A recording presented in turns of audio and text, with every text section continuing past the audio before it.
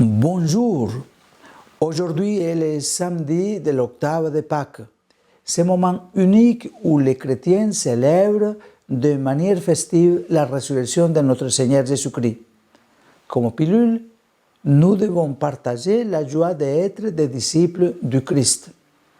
Aujourd'hui, nous culminons cette semaine de l'octave de Pâques en lisant le texte de l'Évangile selon Saint Marc, chapitre 16, du verset 9 au 15.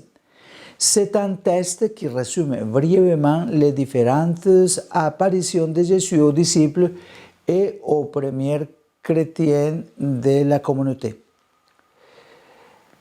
Voici donc le texte de Saint Marc. Ressuscité le matin, le premier jour de la semaine, Jésus apparut d'abord à Marie Magdalène, de laquelle il avait expulsé 7 démons. Celle-ci partit annoncer la nouvelle à ceux qui, ayant vécu avec lui, s'affligeaient et pleuraient. Quand ils entendirent que Jésus était vivant et qu'elle l'avait vu, ils refusèrent de croire. Après cela, il se manifeste sur un autre aspect à 2 d'entre eux, qui étaient en chemin pour aller à la campagne. Ceux-ci revirent l'annoncer aux autres qui ne le crurent pas non plus. Enfin, il se manifeste aux 11 eux-mêmes pendant qu'ils étaient à table. Il leur reprochait leur manque de foi et la dureté de leur cœur, parce qu'ils n'avaient pas cru ceux qui l'avaient contemplé ressuscité. Puis il leur dit: allez dans le monde entier, proclamez l'Évangile à toute la création. Acclamons la parole de Dieu. Louange à toi, Seigneur Jésus. Dans ce texte, Marc ne se contente pas de raconter quelques-uns des différents moments où Jésus se manifeste déjà ressuscité, mais met aussitôt la communauté des disciples en route, les invite à se mettre au travail pour annoncer la bonne nouvelle que notre Seigneur Jésus-Christ nous a laissée.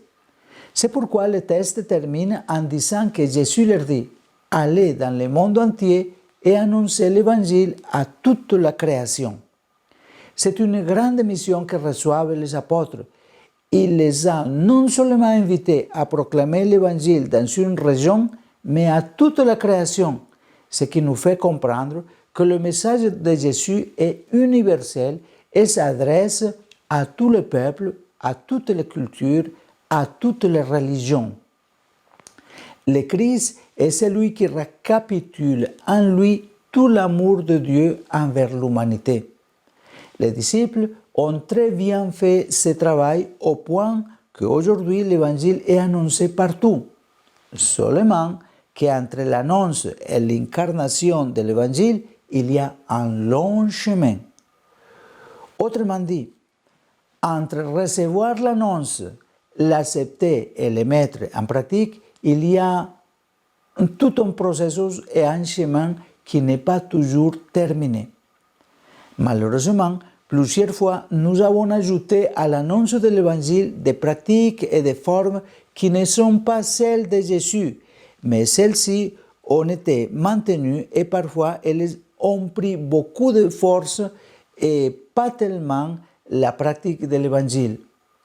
Un exemple, bien des fois, dans une communauté, on fait un gros effort pour construire un temple, ou le réformer, ou faire une chapelle, ou pour embellir les temples existants.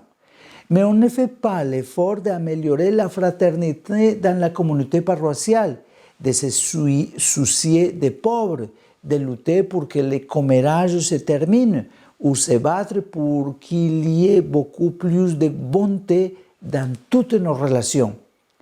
Nous n'essayons pas toujours de faire aux autres ce que nous aimerions qu'ils nous fassent. Alors, en ce samedi de l'octave de Pâques, réfléchissons-y dans la manière dont nous annonçons le Christ. C'est une annonce qui doit être faite avec des mots et avec notre exemple concret d'amour et de service aux autres. C'est pourquoi j'insiste pour que nous partageons concrètement la joie d'être disciples du Christ avec ceux que nous avons à nos côtés à travers notre parole, mais surtout avec notre exemple. Bonne journée à vous tous.